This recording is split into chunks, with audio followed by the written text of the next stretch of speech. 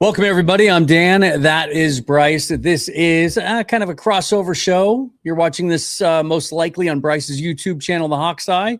You might be watching it on mine, Seahawks Forever. Still having some really annoying technical difficulties 6 weeks after the fact, but we won't get into that tonight. Bryce, how's it going, man? You're on mute. Wait a minute. I got you muted. There you are. There we go. I got it fixed. We're good. Okay. It's like I've never done this before. What the hell, dude? Good. It's all good. It's a Sunday night. I'm good, Dan. Just wrapping out kind of the combine and studying what there was. And as we all know, there's all the hype that's going to be around for the next 2 to 3 weeks here about guys that were fourth-round grades going in that are now first-round talents because they ran really fast. And that's all that matters at the end of the day. And I'll say this. I kind of, I watched a few other content creators, Rob Staten being one, and I kind of in alignment with Rob a little bit. Like, the combine to me now doesn't feel like the combine anymore. Like, I remember early on, like, it was such a big deal. Like, if you go back to like when Russell Wilson and that group came out in 2012 and 2013, it was like, who's going to run? Like, who's going to do this? Like, how are they going to perform? And now it's like, okay, we can chalk off like half these guys aren't going to do anything. And it's just them talking at a podium. And it's like, okay, but we don't get all the access to the pro days. We don't get to see all the pro days of all these players. We just kind of got to go off the notes. I don't know. For me, who's a draft nerd and loves this whole thing, the combine just doesn't have the same lust it used to, it seems. Yeah, and I don't think they're ever going to get it back. But I've gone back and forth. I've wrestled with this issue this week because there has been a lot of attention paid to it, especially the last couple of days. Like Brett Coleman has tweeted out quite a bit about how empty the place is on Sunday by the time the old linemen come around. And then a whole bunch of people that cover the event have replied to that thread or have said elsewhere that, look, the event's too long because it's not just Thursday, Friday, Saturday, Sunday for the workouts, but a lot of the stuff that's the most important, especially to the beat reporters and national reporters and even content creators, happens Monday, Tuesday, Wednesday. And so it's 8 days basically. And, no one's got the budget for that. It's expensive to stay in Indianapolis, especially during the combine when they jack everything up. And so it's just not very practical. Plus you have so many players now opting out of the testing. So it's not as much fun, right? I don't think the combine's going anywhere because it's the stuff that happens behind the curtain that's the most important to teams. It's the interviews, the medical, and the measurements, and right. But so it's still an important event. I think they can tweak it. I think they can improve it. Greg Bell, I think today suggested condensing it into just a couple of days, right? Which makes a lot of sense for me. But I think this is kind of cool. And let me do this. Let me do this first. If there's one theme, and I'll get your thoughts on the draft class as a whole here in a minute, because that's a big part of the narrative, but it's certainly one of the fastest draft classes we've ever seen in the combine. You can see by the graphic here, literally quarterbacks is the only position group out of all of them that didn't have the fastest average time this year of all time. Now, it's not exactly a scientific study, because what's also contributing to this is that players that know they're not going to time well aren't running the 40 anymore. So this isn't entirely accurate. They're getting smarter about what they show to these teams on a national stage. But it's hard to deny. You look at all the sub 4.4 times that we saw over the last couple of days, it's still impressive. If there is a theme to this class, it would seem to be speed. Yeah, this class definitely showed that they have some athleticism and speed, but to your point, the amount of guys that opt out because they know they're not going to run fast, and it does water down that, a little bit in that regard. Again, I look at this whole class, Dan, and I just find myself underwhelmed by it. Like, there's some talent for sure. In every draft class, there is talent, but overall as a group, I just don't look at this, and this class doesn't exactly just excite me. And I don't know if it's because we're coming off a Super Bowl victory and we only have 4 picks, but just watching the talent out there, I'm going like, guys that are going to be going in the 3rd or 4th round of this draft really should be 6th or 7th round picks. Like, they're not of that quality. And guys that are going to go in the top 20 probably shouldn't be going outside the top 40. Like, it's just, I look at this board and the way it's constructed currently, and I see maybe 10 guys that are really first round grade guys, if that, and that's pushing it. Well, that's not that far off of the norm. I think typically in a good draft year, even in a great draft year, even if you go back to like 2023, which was considered a really good draft, as was 24, most teams only have 15 to 18 first round grades on their board. Like, there are almost never 32 players that receive a first round grade. And that might be confusing to some fans, but it's teams grade for their own roster. They grade for their own needs, but they also grade based on a much larger sample size, not just for that class that year. They don't just assign first round grades to the 32 players they think are worthy of going in the first round this year or any year, but they consider how would it stack up against last year's class, the year before you, the year before any year. Is this person objectively a first round grade? Last year, we heard that most teams only had 10 or 12 first round grades. I expect this year we might hear that some teams, like you said, maybe only 8 or 10. It's the blue chip certainty. This draft last certainty. I think that's the word I'm looking for. There just aren't a lot of guys in this draft. There might actually be 0 guys in this draft that you can point to, and there's probably a couple, that you can point to and just say, I know no matter which team that guy lands on, he's a Pro Bowl player. There just aren't that many of those in this class.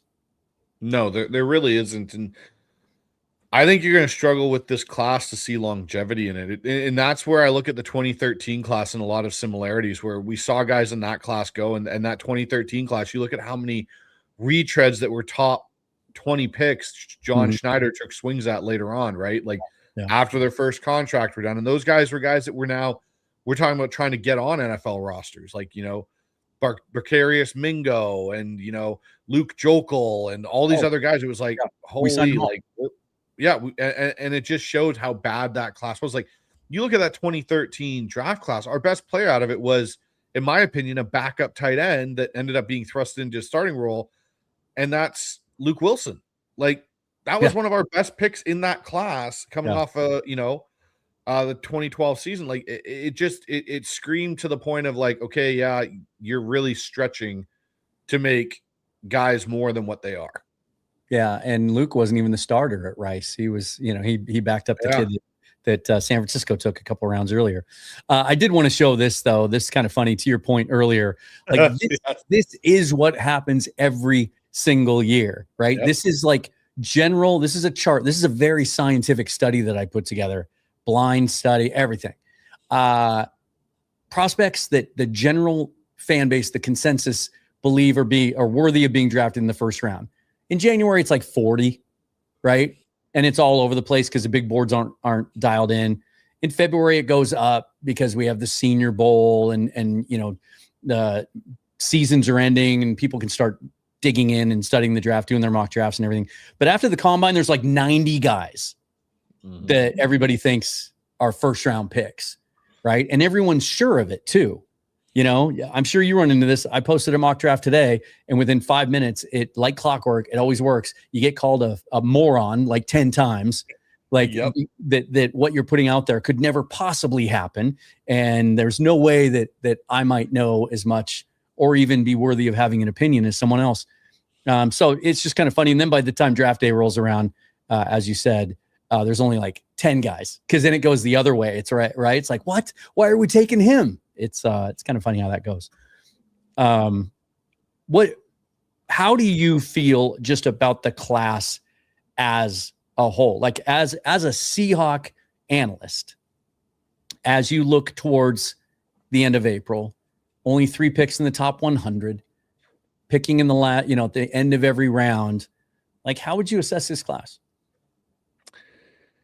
I think this class lines up well for teams that don't have a lot of holes and don't need to fill a lot of needs. In the sense of you can, like that. Yeah, right. And I think John Schneider not being there for workouts, as much as he wants to say, "Oh, I can get as much of it off the TV as I can," I think that speaks to it a lot too. Is like if you're a GM and you're not there, and this leads to what we've kind of had heard all of the start of last season, looking into this class was, don't be surprised if Seattle doesn't have a lot of picks because this class isn't very good. And that's not to say the class doesn't have good players, and it's just as a whole, it's not a good class. And so I think this draft lines up for a team that can sit and go, yeah, you know what? 85 to 90% of our roster is already locked in. We're just trying to fill out depth, and maybe, you know what, we're going to take a swing on a guy that we think could boom or bust. And we're not, at the kind of situation of where previous Seahawk teams are going, we have to try and find guys and fill a whole bunch of needs. And the class you look at and you go, this isn't the class to do that. But, that's where we got the Jermaine Effettis, the LJ Collier picks, and stuff like that. And then trying to, recreate the Legion of Boom with the Shaquille Griffin, Tedrick Thompson, and Lano Hill draft class and, McDowell. I look at this and I go, this is where it's going to be very interesting for me watching how John Schneider, he gets what very few GMs get in a lot of ways, Dan. He is going to get a chance to correct history in a way. He's got basically an opportunity to redo this again and do it differently and maybe more effectively than he did with the LOB. Yeah, I think this draft kind of works into the Seahawks' favor. It's very complicated though, and I go back and forth on this. I really don't know what's going to happen. I don't think any of us does. Like I could see this being a repeat of the 2021 draft when there was nobody. 2020 there was no college football, teams didn't play, there was no evaluation period, no Senior Bowl, all that stuff, and so it was hard for teams to evaluate the players. And so John traded a bunch of his picks, right? He traded one for Gabe Jackson. He traded Carlos Dunlap, I think, was in that trade that year as well. Maybe I can't remember all the other guys, but they only had 3 picks that year, right? It was don't say the name, Dan. Don't do it. Don't do it. Trey Brown. It was Stone Forsythe, and it was person who shall not be named. Yeah, the receiver. Yeah, now I can't remember. D.S. Eskridge. Yeah, D.S. Eskridge. Because they could already see that they didn't think the class was strong enough, or not that it wasn't strong enough. They just didn't have enough data, They just didn't have enough information to be able to proceed the way that they would like to.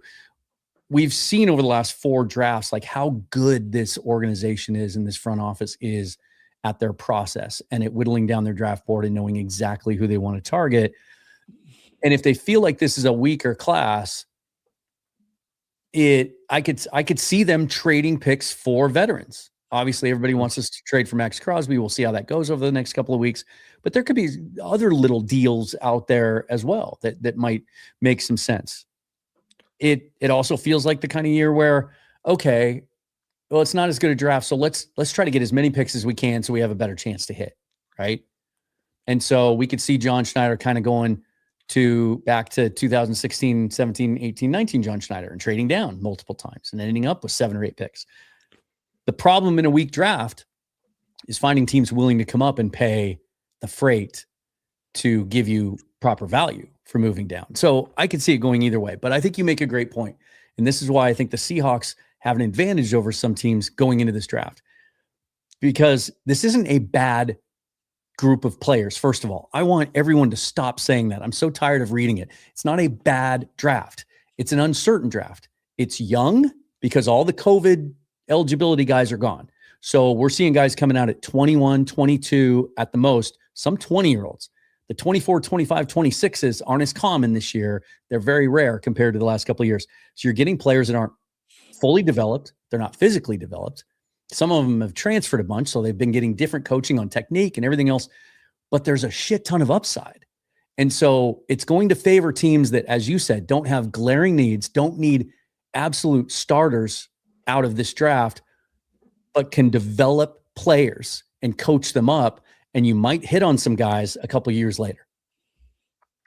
Exactly. And that's where I think, like, when you look at the cornerback situation for Seattle, yes, they need to take a corner, probably with one of their top 2 picks. But then they could also, with one of the other later ones, take another project guy that has probably great athleticism and a bunch of upside and go, yeah, it's okay. We can develop him and bring him along. And in 2 years, we have a starting caliber corner that has unreal athleticism. Same with the receiver position. Seattle's got basically starting 3 receivers coming back. You know, I get the Shaheed thing, but Cooper Kupp's coming back, JSN's coming back, Torrey Horton will be back healthy. You have 3. Yeah. Well, you do have Ricky White, who you stashed, but you could also take a Zachary Branch, a Jacoby Lane, a Reggie Virgil, and be like, hey, we can bring these guys in and they can be receiver 4 or receiver 5, depending what goes on with Jake Bobo and Derek Young.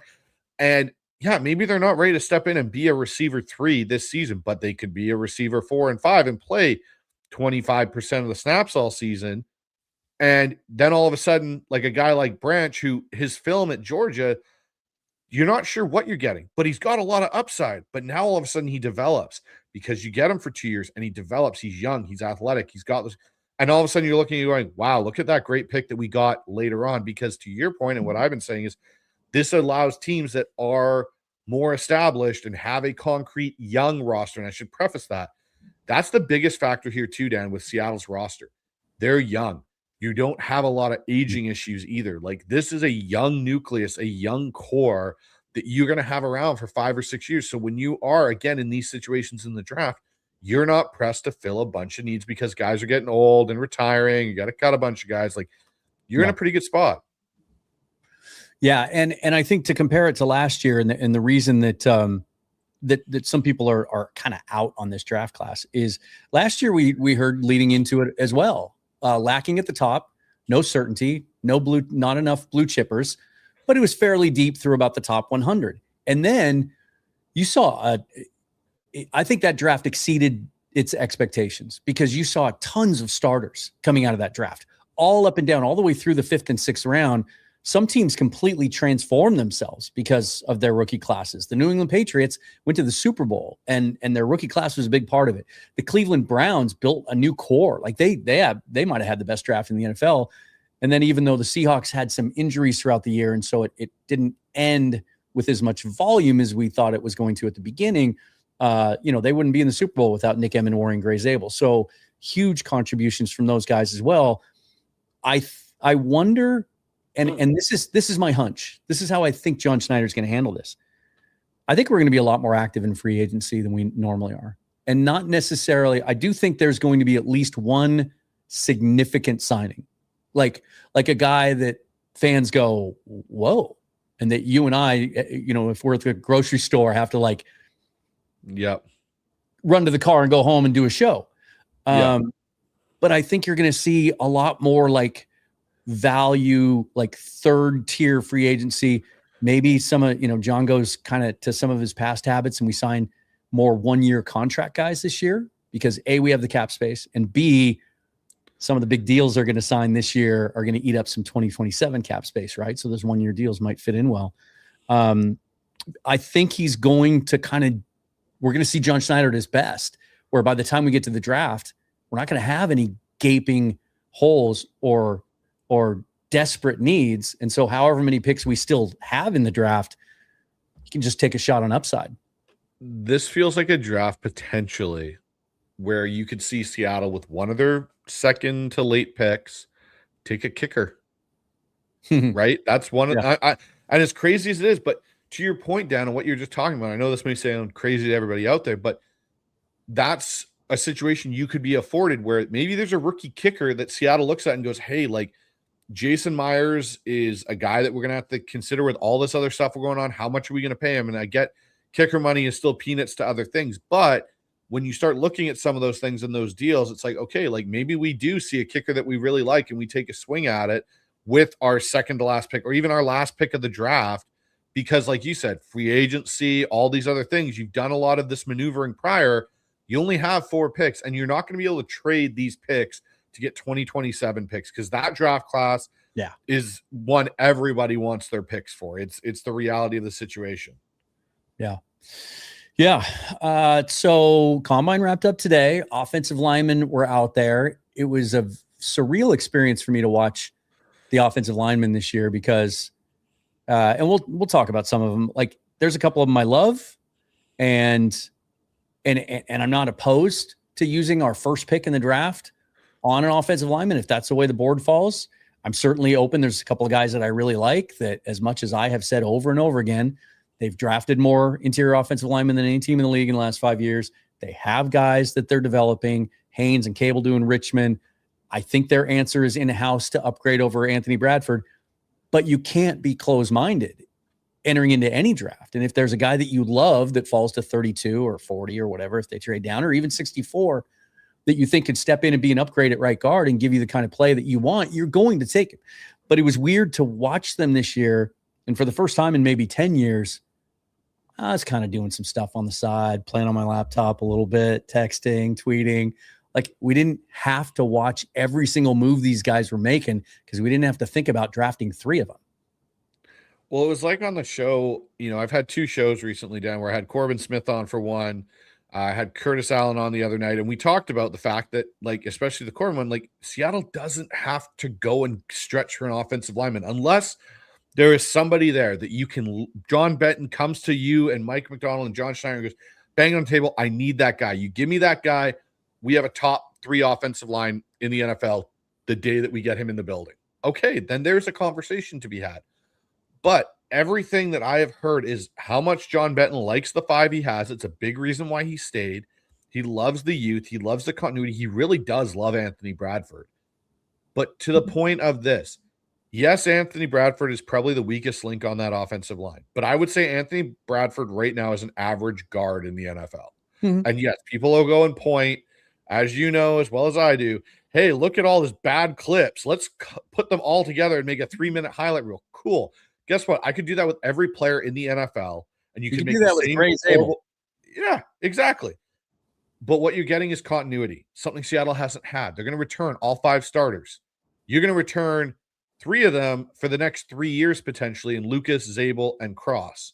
Yeah. I think Sundell is going to get better as a center. He had his first full year as a center, and you and me both kind of throughout the year were kind of like, does Olu make it better? And then we saw Sundell in the back half really step up, and I saw massive improvements, especially in the run game from him. Yeah. This is where I look at it and go, if a guy like Dunker is sitting there, then yes, you're taking and probably going and running to the table and going, yeah, I'm taking Dunker. But there's other guards you could get maybe later on and bring in, and don't forget, they have some in-house competition potentially in Bryce Cable, in Mason Richmond, that are going to be guys that, John Benton wanted last year.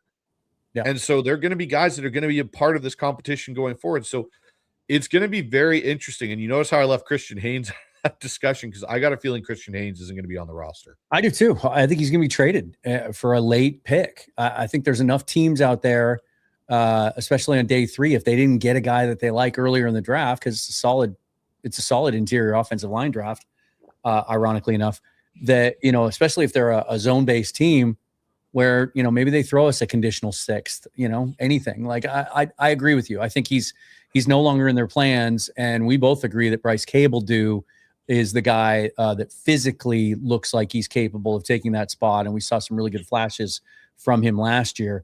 And that's another thing to keep in mind as we get into this. And what we're going to do, guys, is we each have drawn up a list of 12, of course, 12 players that really caught our eye at the combine that we really like and think would be fits for the Seahawks.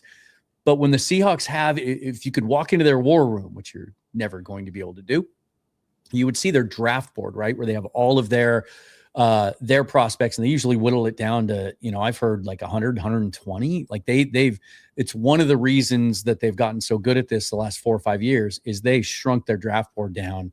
They've just raised their standards.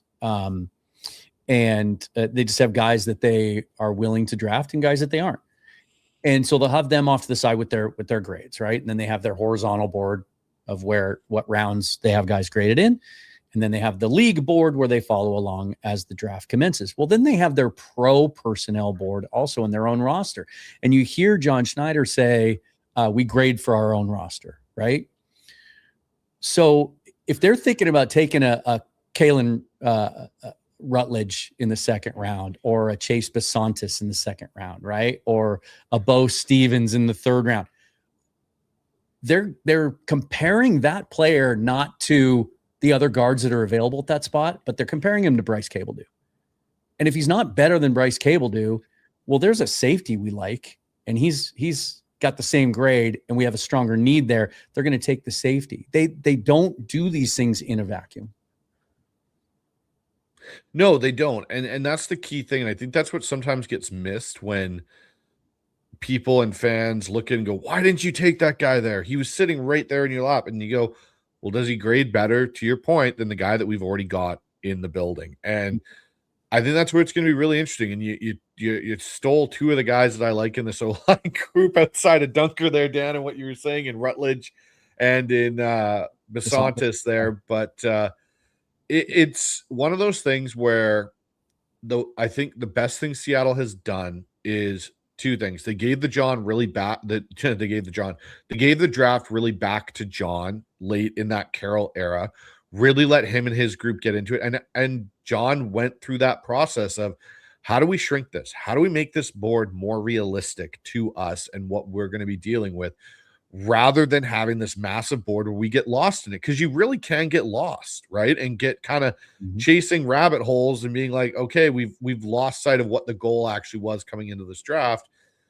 And I think that's the one thing Seattle's done so well. As much as having higher picks, which has been great, it's being them sticking to their board, and they're really sticking to the best player available situation for their roster. Yep. Shall we share our lists? Talk about some dudes? Sure.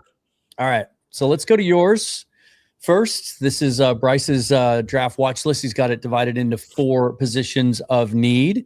Right off the bat, there's a guy I want to talk to you about, because I have, over the last 3 or 4 years, especially the last 2 years, getting the opportunity to go to the Senior Bowl.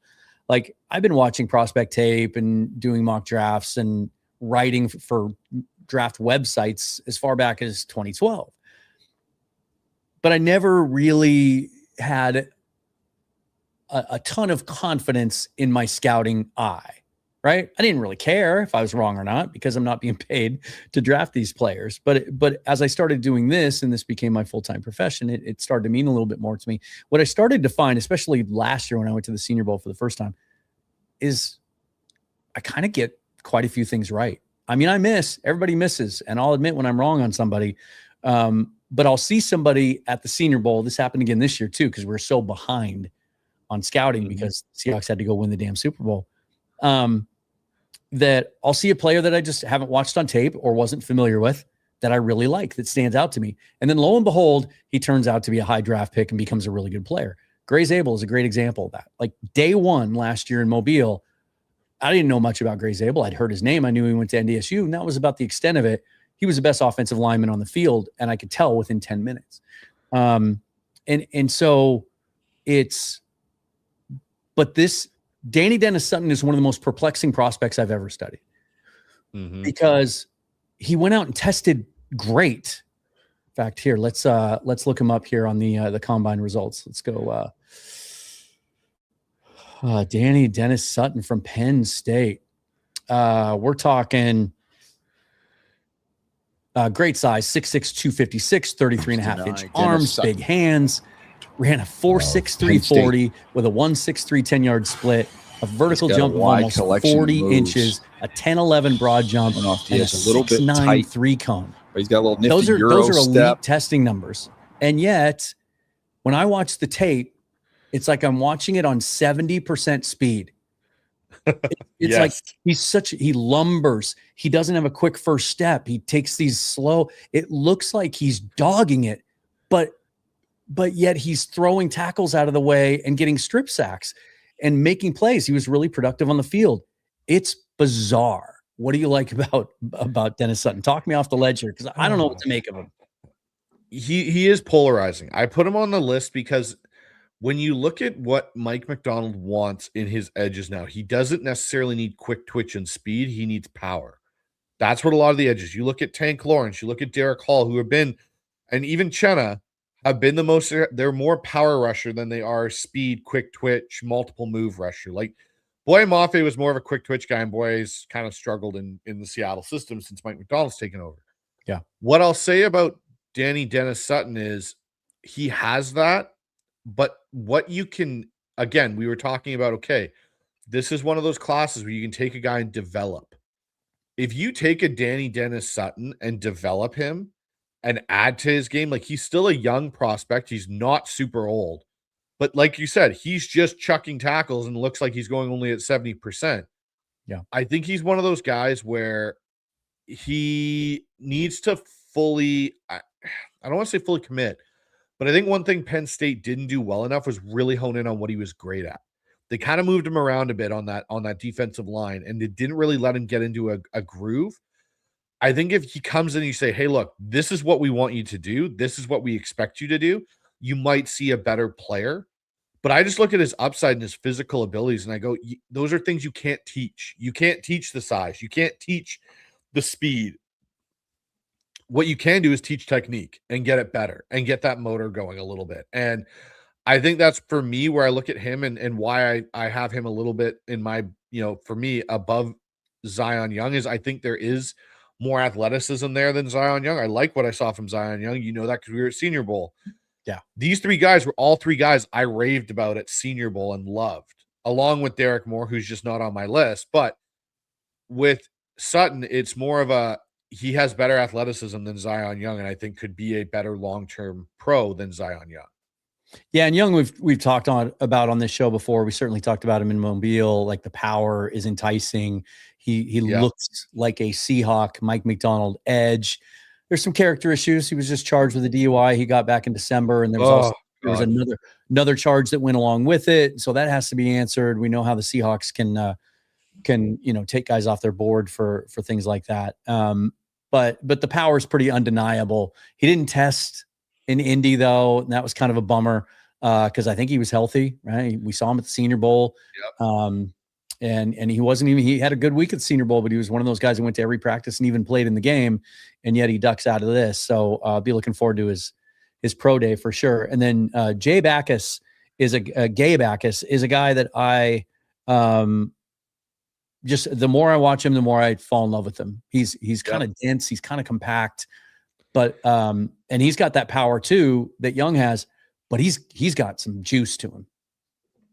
He does. And you know who he reminds me of a lot? He reminds me of Derek Hall in a lot of ways, coming out in what he's capable of doing coming off the edge. And again, I think another guy that can really again, be developed and you could hone him, but he's got a lot of the same builds and features that Derek Hall had. I think, though, he might be a better run down player than Derek Hall is at the start of his career.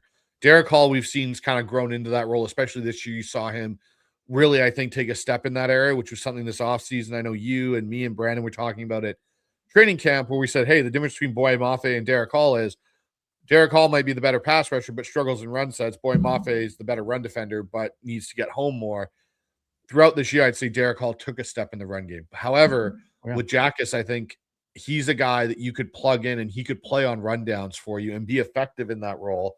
You're talking about a guy, that's when I look at a lot of the things that you talk about, like some of his strengths, he's got a wrestling foundation. He's really good with his hand placement. That's one thing I really noticed at Senior Bowl stick out. Like, he can get, once he gets his hand and in that chest plate area, he can control where he wants to go with leverage. Like, he is so good. But to another point to you, Dan, is his motor. Like, he just goes and he doesn't stop until he hears the whistle. And even then, sometimes, he gets in trouble. The thing I think that might even bump him up Seattle's board is his flexibility. He can play with his hand in the dirt, but he can also play as a stand-up edge and drop a little bit in the coverage, which, again, as we know with Mike Macdonald, likes to have that versatility. So he's a guy for me that is slowly edging up. Like, if I could redo this list, it would probably be Sutton, Jackus, and then Young. And then running backs, every single day at the combine, Ian Rappaport came on and basically told us all that Ken Walker wasn't going to be a Seahawk anymore. Brady Anderson came on my show on Thursday, said he thinks it's less than 50% chance that Walker comes back, that his market is simply going to exceed what the Seahawks are willing to pay for a running back that has had some durability issues. And so we're looking hard at this class.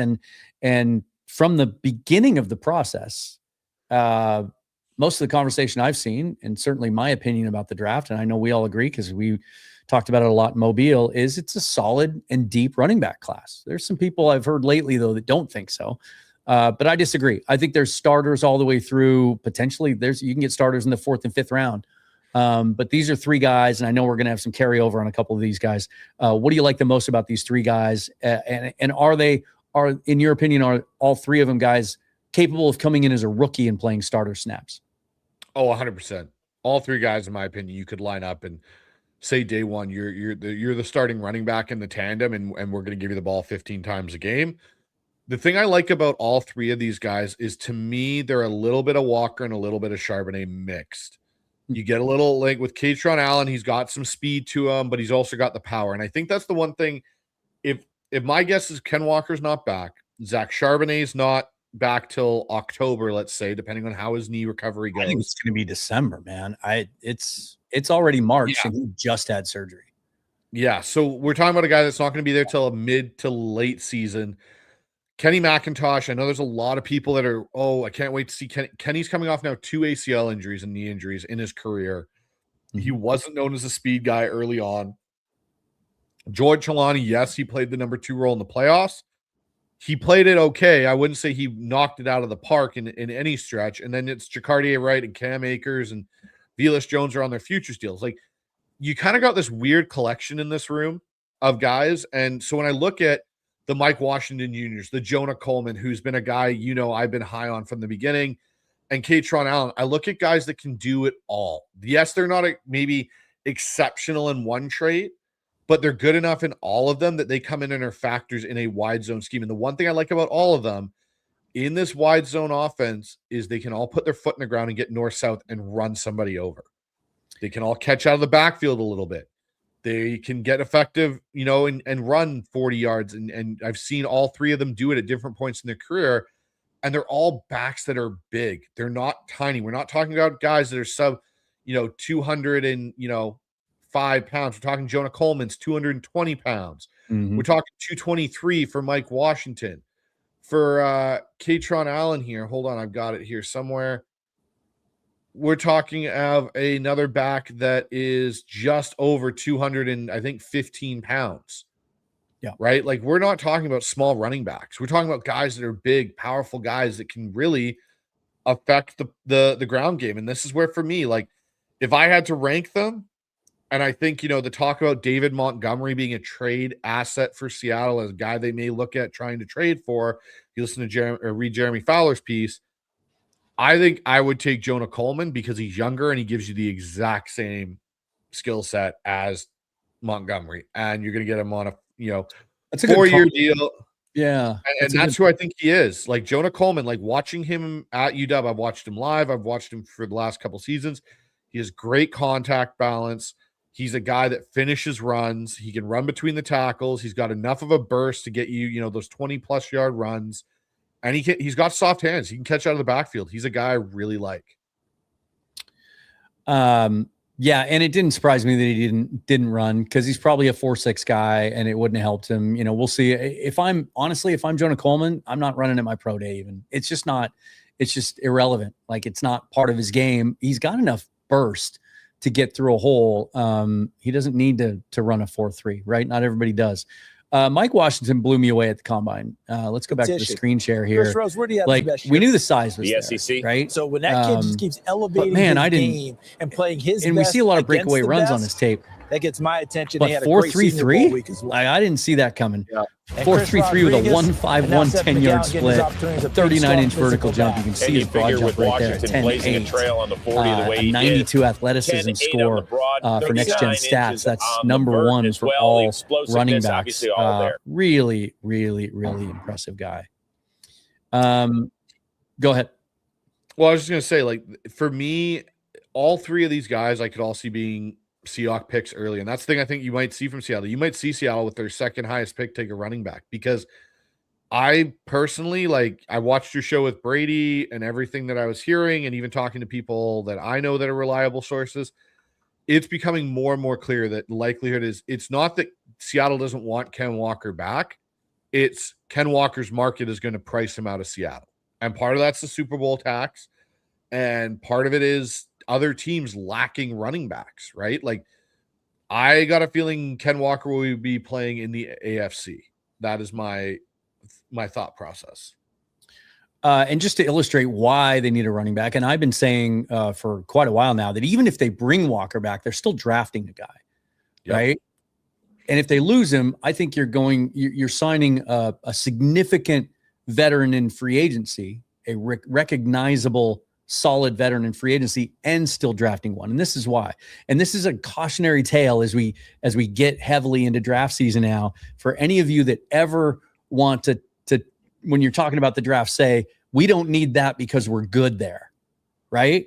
Stop yourself if you ever hear yourself about to say that, because it's never true. And this is the best example of it. You can look at our edge group and how thin of ice that group is on right now to complete. Like, we're this far away from Derek Hall being the only viable edge on that roster, right? With age and nutrition, and Maffei's going to walk and Lawrence might retire. This is what the running back room looked like in August when we were at training camp and we were all talking about it. I did a whole show on how I thought it was the best running back room in the league.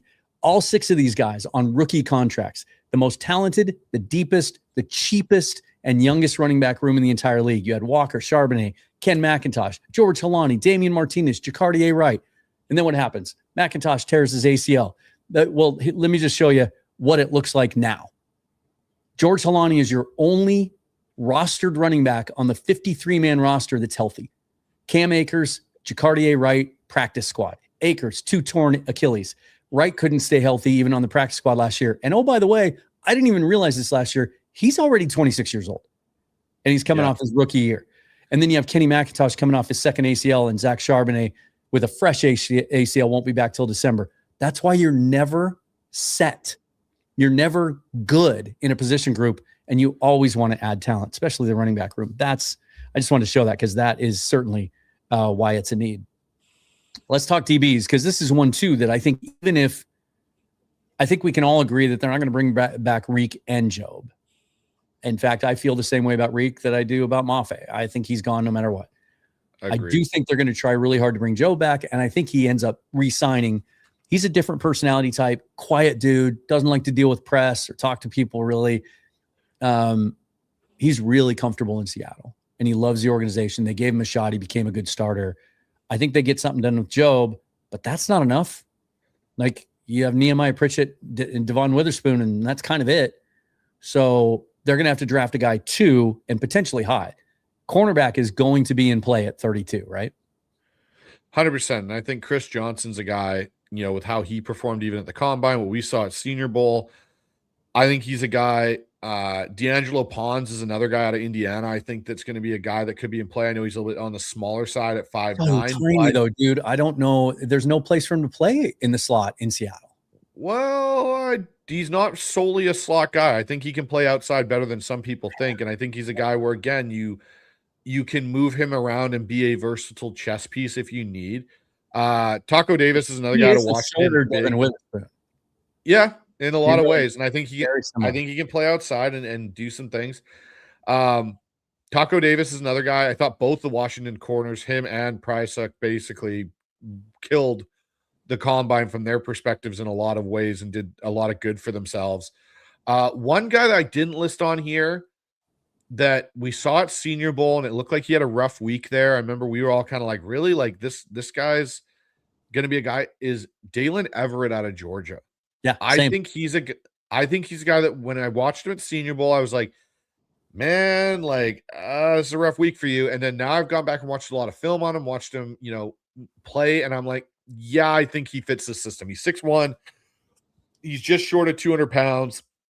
He'll come down and tackle. He'll do a lot of those things. He's a guy that I would have added to this list. But he's a guy that I think Seattle could be very intrigued by. Another guy that I would add to this list at the cornerback position that I think, we talked about him. Again, Chandler Rivers out of Duke was a guy I really liked at the Senior Bowl. But the other guy, where is he here? He was on my list. Oh boy, now I got to find him. Yeah, Johnson. Johnson's one of those guys that I liked him going into the Senior Bowl.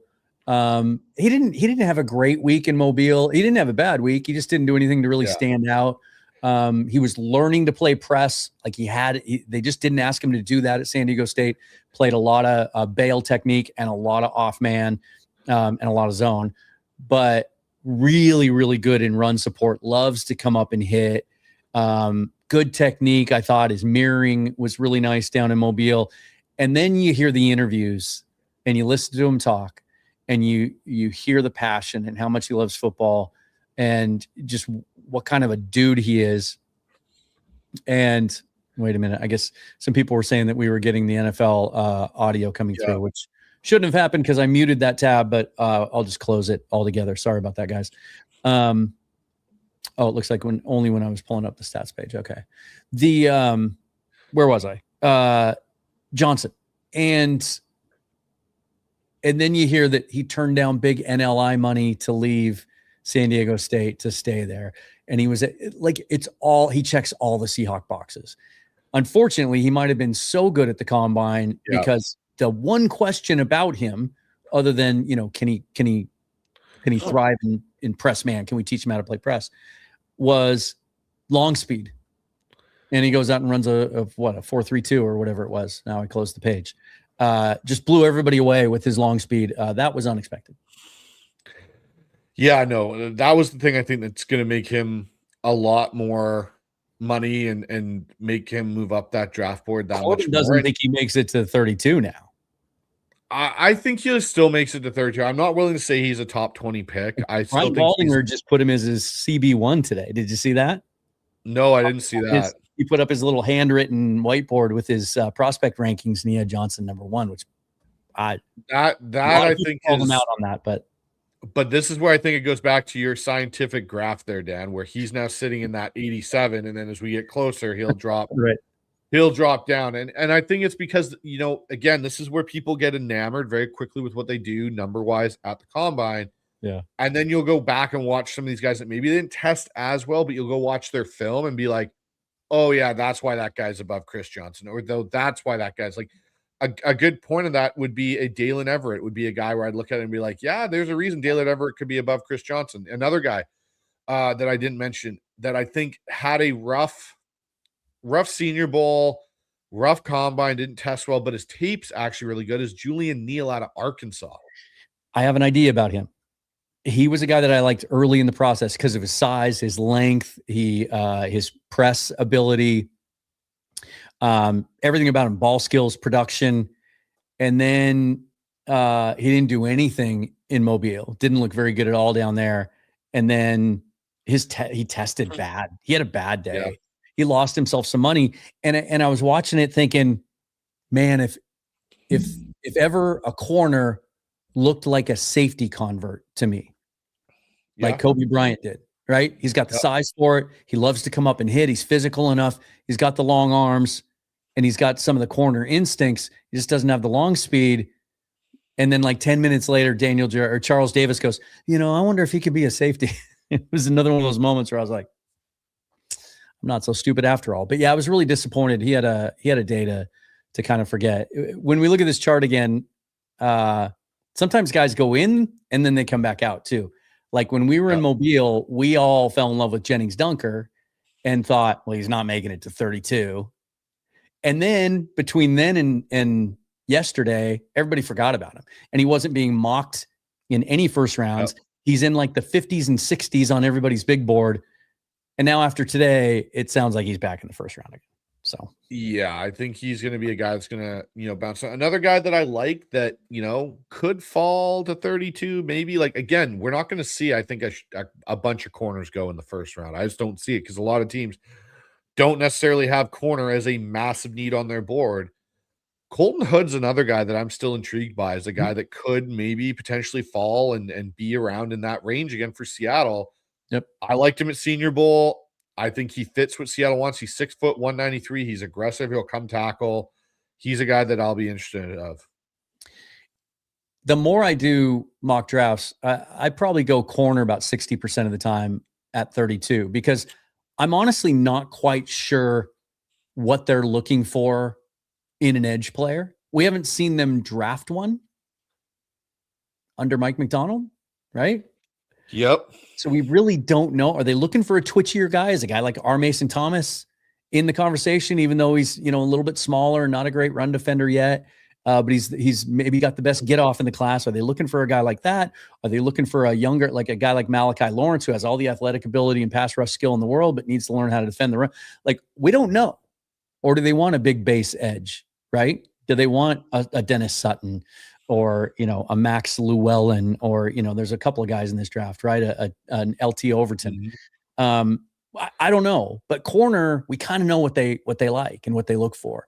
And there's 5 or 6 guys that are kind of in that range, right around 32, that are all pretty similar, right? Brandon Cisse, Colton Hood, Chris Johnson, Avion Terrell. Sometimes I see him falling to 32. They're all guys that are 6 foot, 6'1", long arms, love to hit, can play the run, and can play man. So it just seems like that's the pick at 32. Yeah, I think what will determine that first round pick is if Seattle ends up, to be honest with you, it'll depend on 2 dominoes. What happens with DeMarcus Lawrence, and does Max Crosby become a Seattle Seahawk? And this is something I'll say about that, and we may get into it in a little bit here, but John, having been the Seahawks GM for 16 plus years, I don't think he's ever done what he's done this year, where it's like, no, I'm leaving the combine. I'm going to go back to Seattle. Right. I think there is something to what Albert Breer said, where he name dropped New England and Seattle as 2 teams that are very interested in Crosby. We know the history of John, where he finds a guy that he likes and he tries to acquire him at 2 different points and doesn't get it done. Mm-hmm. He will try a third. I think there is a very high possibility that maybe Max Crosby, and I know a lot of people sit here and go, we don't have the capital to get him. I don't think the Raiders are going to get the capital they want for him, because I just don't think it's there for them to get that. They can say they want 2 first-round picks, and the same thing Micah Parsons got, but I don't know if the Raiders are going to hold true to that, because I think for the Raiders, it's a different situation than it was for the Cowboys and the Packers. The Cowboys are in a better place, even at the point of making that trade, than the Raiders are currently on their roster. The Raiders need draft picks. They need capital. They need those things. I just look at it and I go, once we know what's going on with Tank, and once we know what's going on, and they could get Tank back and still have Max. That's not that those 2 moves do not exclude the other. Yeah. No, I totally agree. 100% agree. And I think that's where I look at. Yeah, the fact that they're in a Super Bowl window, that they have a legitimate chance to win multiple Super Bowls, they're not taking a developmental edge at 32. They're just not. They might take a guy later but they're going to, I think, that position above all of them. And I think corner too. I think edge and corner, they're going to address significantly in free agency. Even if they bring Joe back, I see him going and signing like an Alontae Taylor or a Jalen Watson or somebody like that comes in a little bit lower than Reek, but maybe is more physical and is in that 26, 27-year-old range coming off their rookie deal. I think they sign a legit starter to rotate in with Job and Witherspoon there, so that it's not a need come the draft. I think they're going to add a big time edge and a big time corner in free agency. And by big time, I don't mean top of the market necessarily, right? But someone significant, legitimate, that can step right in and start, that we all feel good about. Let's talk about wide receiver. Yeah, so this is one of the ones I think is a sneaky need for Seattle, because Cooper Kupp may have one more year left. We don't know. But he's a guy, Torrey Horton has to stay healthy. And then you got JSN, who's going to be on his big deal. And we don't know what's going to happen with Shaheed. We don't know if we're going to get him back. I think they may want to, and I think they're working to do that. But there's one thing that stands out with me about Shaheed, the more I've dug into the season of acquiring him and everything. Shaheed made more of an impact as a returner than he really did, I think, on offense, or to what we thought he did on offense. Like he didn't contribute much offensively. There were a couple things here and there, but overall, he didn't have the impact I think we all thought he would, even as the season progressed. Cooper Kupp got more involved in the offense before Shaheed really did. And I know people go, oh, well, his burner speed was taking the top. Yeah, it did a little bit, but we never hit on it consistently enough, I think, to scare teams. I think if Torrey Horton's back healthy, Torrey Horton is a better receiver than Shaheed. And I think we saw that as he progressed throughout the season. That Washington game, he was starting to come into his own. And I had conversations, I know, with you and with Brandon stuff, where I was going like, if Horton keeps on this pace, does he not supplant Kupp as the number 2? And Kupp only comes down in on certain package situations, because that's where Horton was going.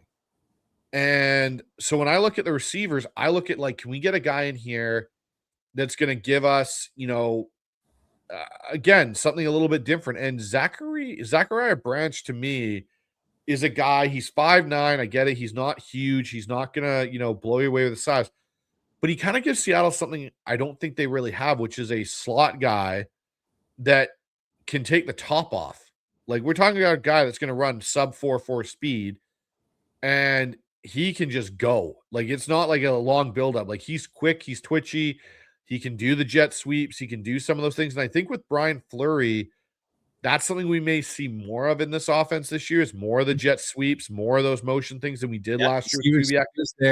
He was there when they had Debo, and we're doing all those things with Debo. Right. Exactly. And that's where I think when he made the comment of there's stuff that, Clint didn't do that we're going to do, that he maybe wasn't comfortable enough to call. Like, I think that's part of what this offense will evolve to, is how we get the ball on some of those kind of things. So Branch is a guy for me. I like Jacoby Lane out of USC. I know everyone talks about Lemon and his, playmaking ability. I like what I saw out of Lane. I think he's a guy that can play, X for you and be a bigger type receiver. We're talking about a guy that's 6'4", 200. We watched him at Senior Bowl. He started to get better as that week went on, from day one to the end of it, where he was starting to make some serious plays, and he can block really well. And then the other one is Virgil out of Texas Tech, another bigger guy, 6'3", 187. He's a guy that, he's tall, he's a fast receiver. He's going to be a guy that you can use to get over the top and get some. He's kind of like a Torrey Horton in a way, but I think he's a little bit bigger body-wise. So I think that gives him. But those are three guys that I'm just kind of interested in, because, again, I think the Seahawks will address receiver in the draft, but they won't address it with a high pick.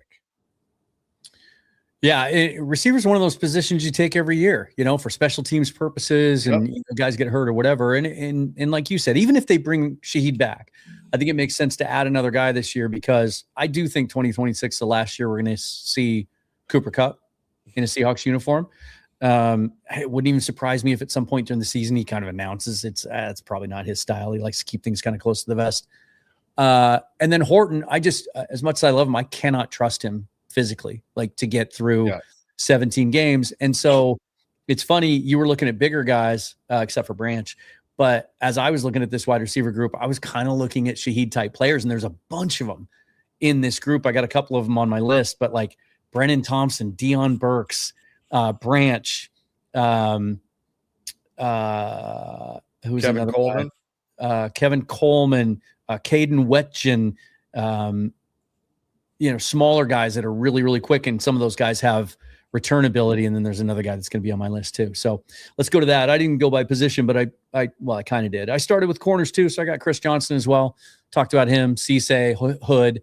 They're all very similar in their profiles, although Cisse and Hood have played a lot more man, or at least press man, but they all can come up and defend the run. Like no one's ever going to accuse them of being Reek Woolen when it comes to that. So don't need to talk about those guys again. Bud Clark, safety out of TCU that we saw down in Mobile, and he just makes plays. He makes a ton of plays, and then he gets to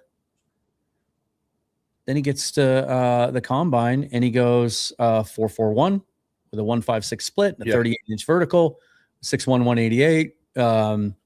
Just a really solid, just playmaker guy who's always around the ball. A lot of fans might not think inside linebackers a need, but A, we haven't even mentioned this term yet. Best player available, right? John's always going to do that. B, you just never know what's going to happen. C, I'll tell you someone else on our roster who might be a sneaky trade candidate is Tyrese Knight. I don't know with this inside linebacker class, maybe there won't be any demand for him.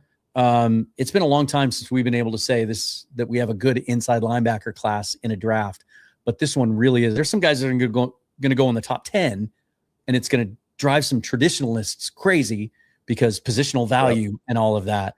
But Anthony Hill Jr. out of Texas is a guy that's projected to go in the early to mid second round. He's an athletic freak. He's tall, he's long. And what I like about him is, I'll pull up his numbers here in a minute, but he's a former safety, right? I always love those safeties that become off-ball linebackers. Like they just have those instincts. He's 6'2", 238 with 32.5-inch arms, and he ran a 4.51 with a 1.58 split, a 37-inch vertical, and a 10.5 broad jump. And he did 21 reps at 225 on the bench press too. Like he's a guy that just seems like a Mike Macdonald player because you would almost have two Nick Warries on the field at the same time. Like he could play weak side linebacker. He could play on the edge and get after the quarterback, and he can cover with his safety background. So really like him. And then this is like my Seabiscuit on my list. Owen Heineke.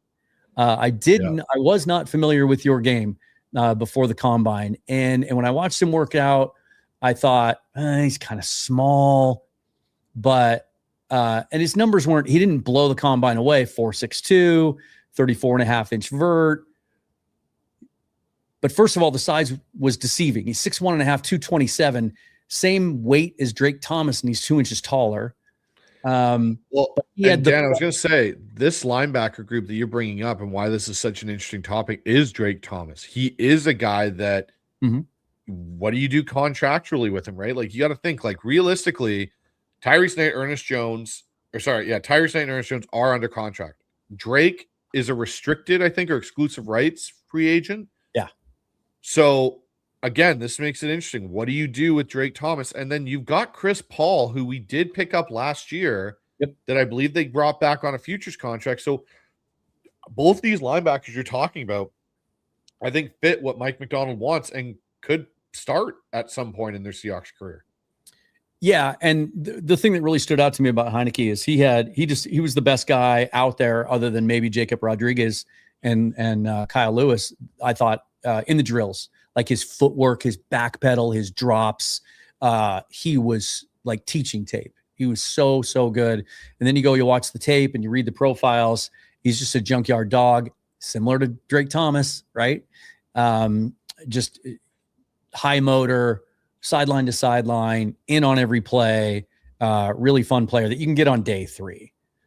And then I mentioned Malachi Lawrence earlier. Like this guy is just an absolute freak. And I think he checks a lot of Seahawk boxes. Now, some people have already said like, well, what about against the run? Well, let's let Mike Macdonald coach him up, and let's let Adam Dirty and those guys coach him up, because what he gives you is we're talking about a guy who's just 22 years old, 6'4", 253, 4'5", 240 with a 1.59 split, a 40-inch vert, 10-10 broad jump. And his highlight reel, like I'm not just talking about the all 22, right? Because if you watch the all 22, you can fall asleep sometimes. Teams are doubling him. They're running away from him all the time. He played at Central Florida. He played his whole career there. He passed up NLI money, stayed at Central Florida to be there when he could have gone to the SEC and made a big bag. And some of his highlight reel stuff looks like Adam Sandler in The Waterboy, where he's just tossing tackles out of the way, strip sacking quarterbacks from behind, really high level stuff, and someone that I bet they would just love to get their hands on. So it's really interesting. Go ahead. E. Victor, one of the moderators from my chat on the Hawk side, put a comment in here and goes, I will tell you all in the chat, Bryce and Dan, something.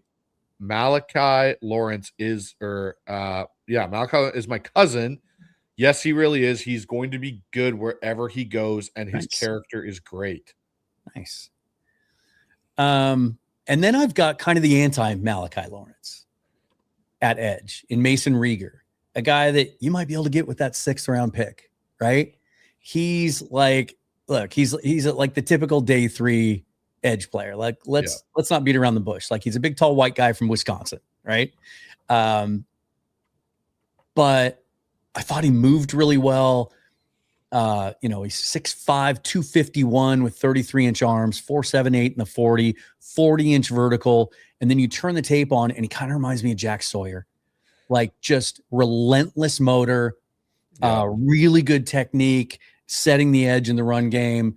He's got a variety of pass rush moves. He's really quick off the ball, surprisingly quick.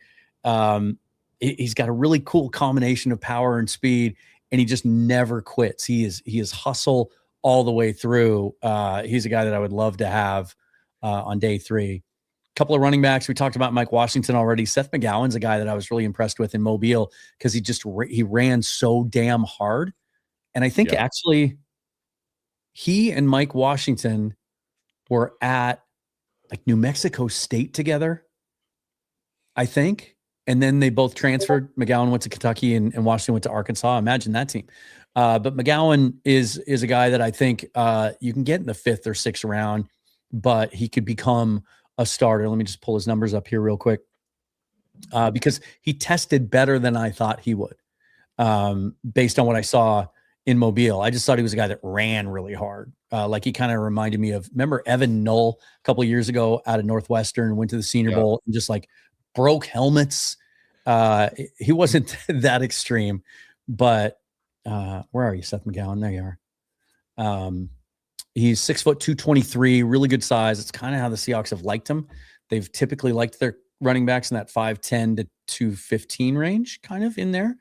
But ran a 4.49 with a 1.6 split and a 42.5-inch vertical. Like, his explosive numbers are really good. 4.5 second, 20-yard shuttle as well. Really liked him. And then for receivers, I was solely focused on guys that, not solely, but I was really looking for guys that, like, I've already emotionally prepared myself for the fact that Shaheed's leaving. I was so locked in on the fact that he was coming back no matter what. But maybe it's not so certain. And if he does get away, like, I'm excited about an offseason with him. You talked about how he wasn't as good as a receiver, but I would love for Sam and that offensive staff to get him for an entire OTAs and an offseason to build that chemistry. But if they do lose him, like, finding another complement to JSN, we always want to find the big receivers. But in this offense, like, going back all the way to the 49ers, they didn't have big receivers. The Rams, when they won the Super Bowl, didn't have big receiver. We've talked about this a lot on the show. The 49ers don't have a big receiver. Like, it's those 5'10", 5'11", 6 foot guys. It's Cooper Kupp. It's Robert Woods. It's Puka Nacua, right? And so I was looking for some of those guys with juice. And to me, and I take this guy at 32 in mocks a lot. That seems to be kind of the range where he belongs. But to me, KC Concepcion, his comp is Rashid Shaheed. Yep. Sorry, I'm a little slow getting these numbers up again. My this window just wants to drag a little bit because, tech just hates me these days. But KC Concepcion transferred to Texas A&M.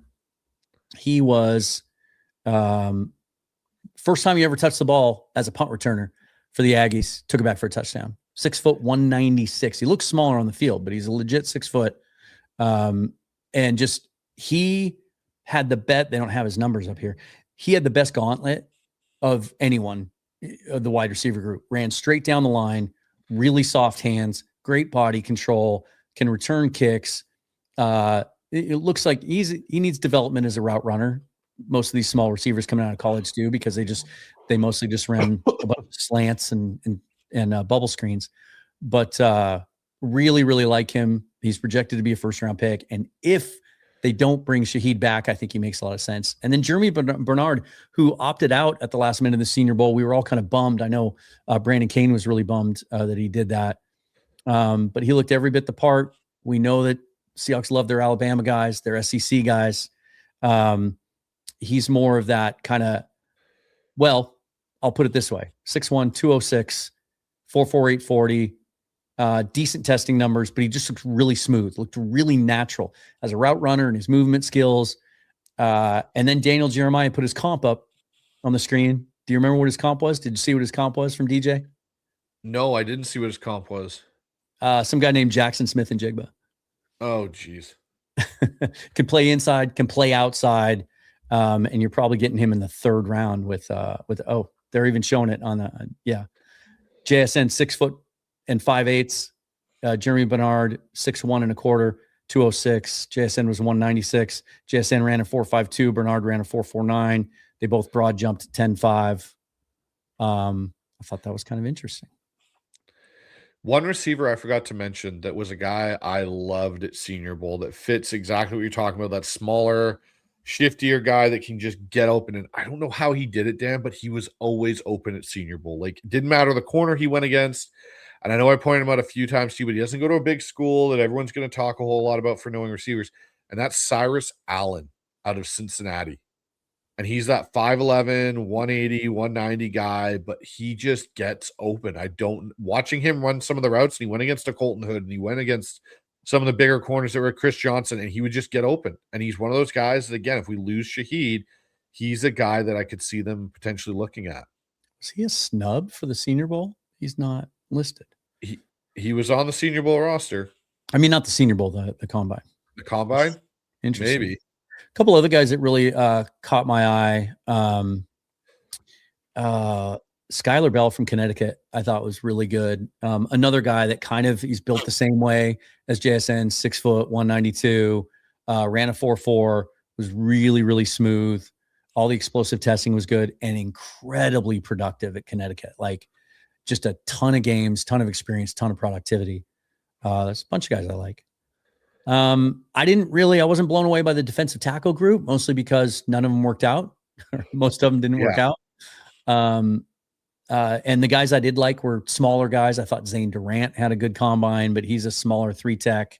His arms, they're short. Yeah. The kid from Oklahoma too, Halston, who we saw at Senior Bowl, he's got some juice. He's fun, but he's an undersized 3-tech too. I don't know if that's a fit.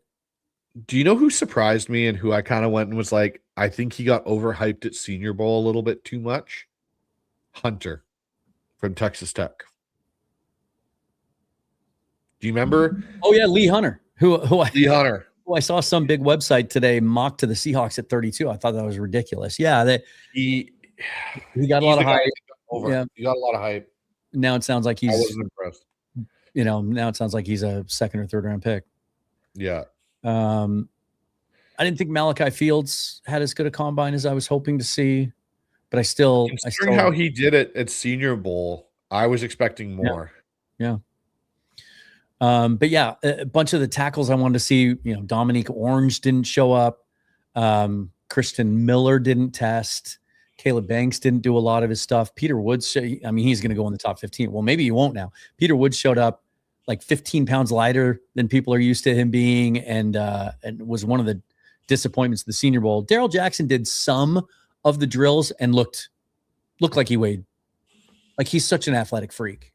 Yeah. I don't need to see him run any drills. Like 355 pounds or 335 pounds and moves like a tight end. He does. He moves really well. And I'll say this. How nice is it knowing that we don't have to stress about tight end this year as a position we need to draft? It's not a it is a bad looking class. And if they hadn't taken Elijah Royal last year, we'd be sitting here going, okay, Eric Saubert, Nick Callerup, and AJ Barn are like, we need to add somebody. That now it's like, no, we're okay. Like, yes, Elijah Royal, by some people's standard, considering where he was drafted, may have disappointed. I was always under the idea with him that he was going to be a 2-year kind of, we'll see the jump in year 2. I also think Brian Fleury will, again, tight end background, you will see, I think, a jump from Elijah Royal. It was nice not to have to pay close attention to that group. It was nice to not have to care about the quarterbacks at all. And I enjoyed watching the throwing session because I didn't have to worry about it at all. And I actually thought the quarterbacks threw the ball a lot better than a lot of people gave credit for. How terrified are you that somehow the Rams don't use their first 2 picks on a quarterback and they get Drew Allar falls into their lap and Sean McVay gets that guy? I mean, I tweeted God forbid he should get his hands on Drew Allar, but he's a developmental guy. Like I think, if they draft Drew Allar or even Ty Simpson, it's like, okay, tell me when Matt Stafford's going to be done playing football. And then I'll tell you how concerned I am about them getting that guy. Like, I'm not so sure I don't know that McVay wants to go through that, to be honest. Like, it wouldn't surprise me if when Stafford's ready to be done, they just aggressively go out and get a veteran like they did in acquiring Stafford. I'm not so sure. I don't think McVay wants to be there for 10 more years. I think he has other things in mind. I think, they'll throw the Brinks truck at him to be a broadcaster. He can do anything he wants to. I don't know that he wants to coach until he's 50. No, I think he's going to have a John Gruden moment where he's going to do the same thing John kind of did and become a broadcaster, to your point, and at a decent, age, maybe 45, and step away. I will say this. One of the advantages, one of the things that gives me a little bit of comfort about the fact that it's just not a very strong draft class overall. Like, you can find gems and the good teams will find fits and they'll develop them, is there's not anybody in this draft that will scare me if the Cardinals, 49ers, or Rams take them.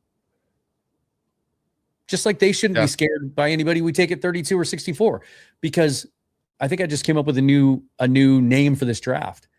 Like last year, Daniel Jeremiah called last year's draft a starter, not stars draft. Right. And he was right. Ton of starters came out of that draft. This year, I would call it the wait and see draft. Yeah. Because you're just not going to get as much rookie impact out of this class, but you could get some huge upside a little further down the road. And then the other thing, like we mentioned earlier, is we didn't have to stress about the offensive linemen, although I don't want to ignore them. And I know the fine folks in the comments, which, by the way, I can't contribute to. So, John, thank you for your kind words about the running back video.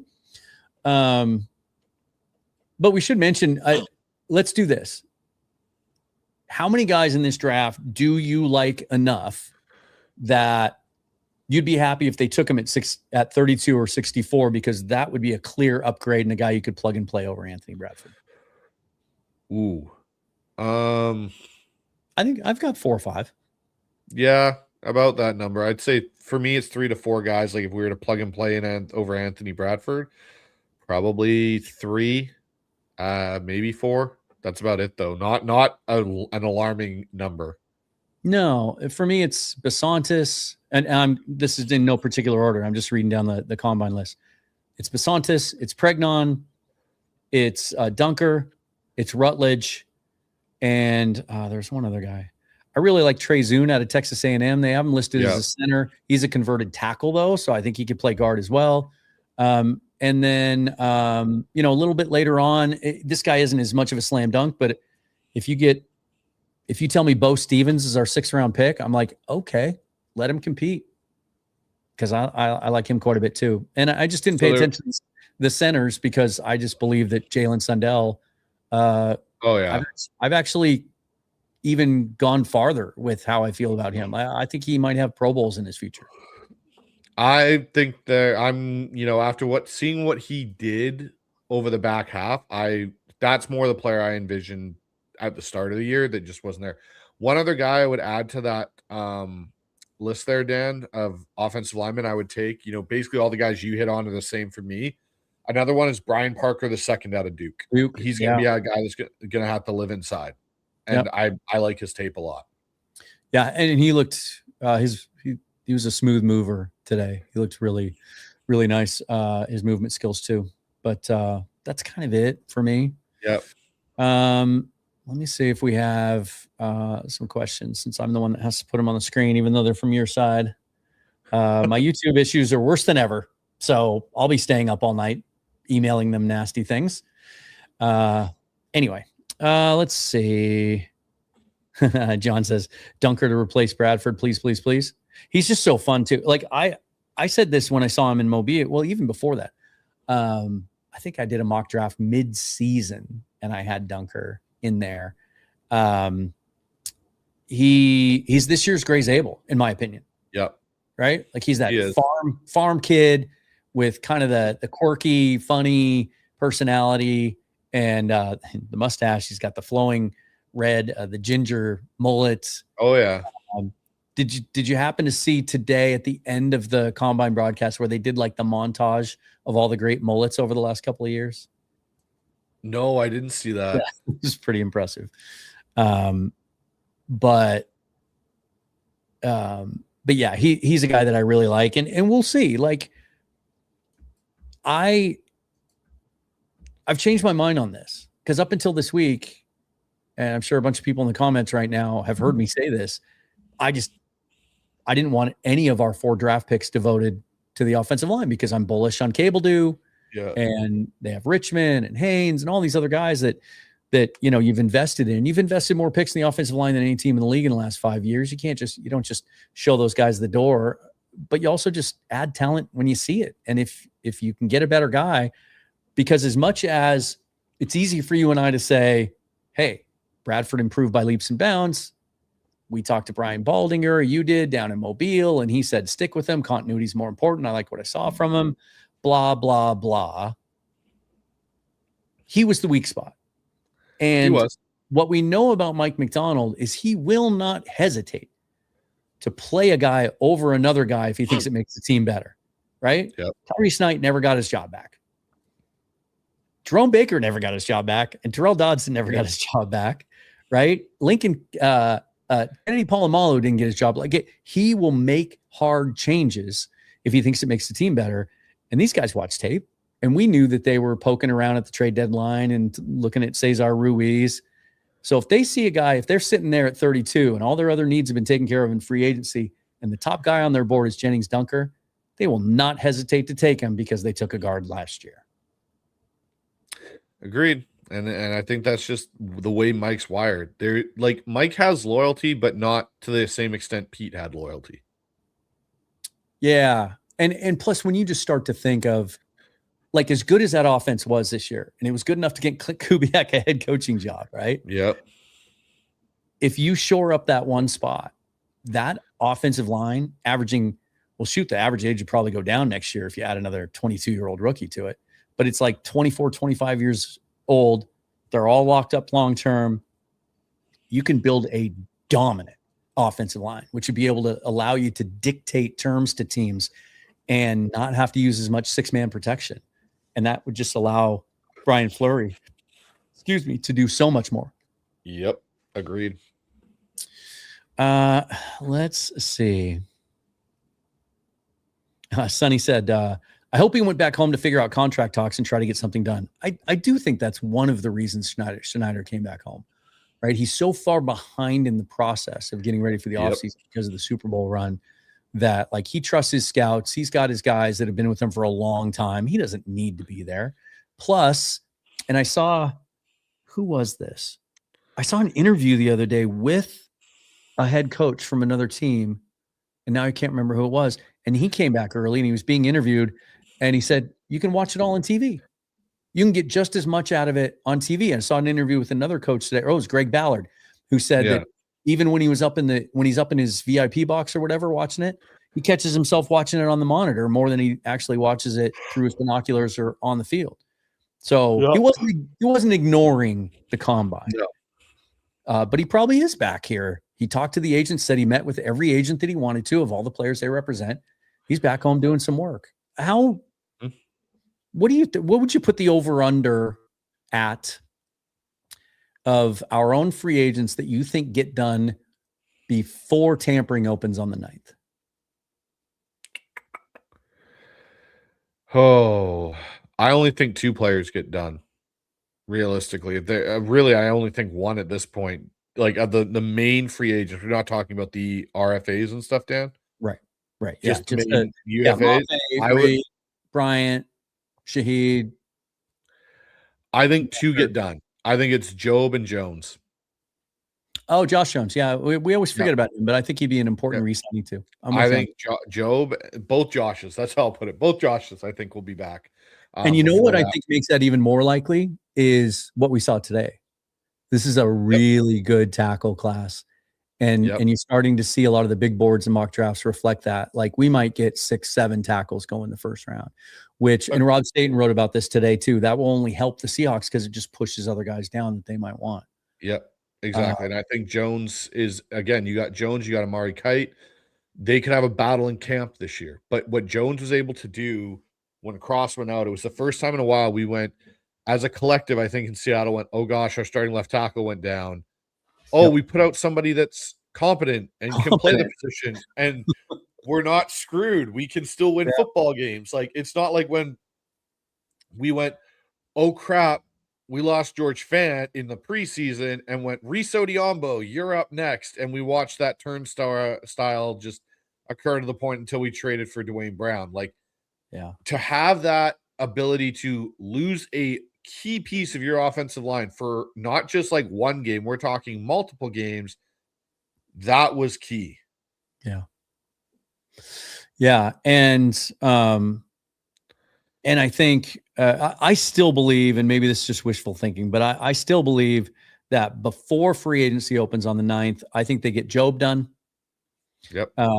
I forgot about Jones. I keep forgetting about him, but I think that gets done too. I think that's really smart. And he might be one that maybe the first couple hours of free agency opens and he gets out there and just doesn't see what he wants. And I still think Shaheed gets done. I really do. I know that things change and, but again, they're talking about 6-7 receivers going in the first round. He's an older receiver coming off his rookie contract because he was an older drafted player. He's 27 now. He didn't do much in the pass game. There's some questions about like how polished of a receiver he is. He's a deep threat, but is he really a good route runner? He's a second or third receiver in your offense, and it's the return stuff, but how much are you willing to pay for that? I still think he gets done. I think those 3 do, and then Kobe Bryant's kind of the mystery for me, and I think he goes out and tests the market. They were saying, I don't know if you heard this or not, but they mentioned this a couple of times on the broadcast when the safeties were going on Friday. I think Charles Davis said to DJ, he's like, a lot of free agent safeties right now are realizing that they're not going to make as much money in the open market because it's a much, much better safety class than a lot of people thought heading into it. And so maybe Bryant, even though he's turned down their overtures a couple of times, maybe they get that one done too. Yeah, maybe. I think it'll be, I will say this: if Seattle is to get Crosby, it'll be no later than March 11th. If they get past March 11th, I don't think Crosby is going to be a viable option. Yeah, and that's how I feel about it too. I think just because I think John isn't going to want to wait. He wants clarity. And I think he takes one more shot at him. Maybe he already has. Maybe that's already done with, right? He takes one more shot at him, or at least lets Spytek know, hey, if you get an offer, call me. We'll see if we can, top it or match it or whatever.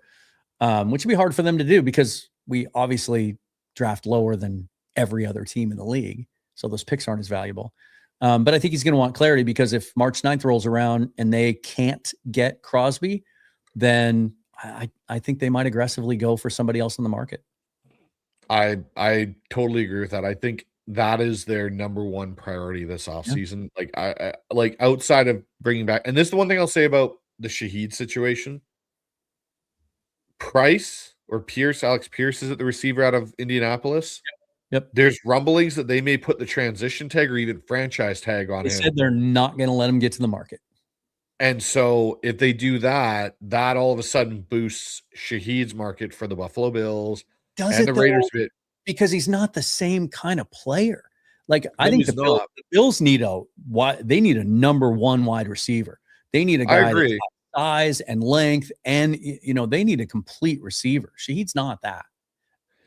No, he's not. But I think he, again, gives them something they don't really have either. He's got that over-the-top burner speed, and he adds to your return game in a way.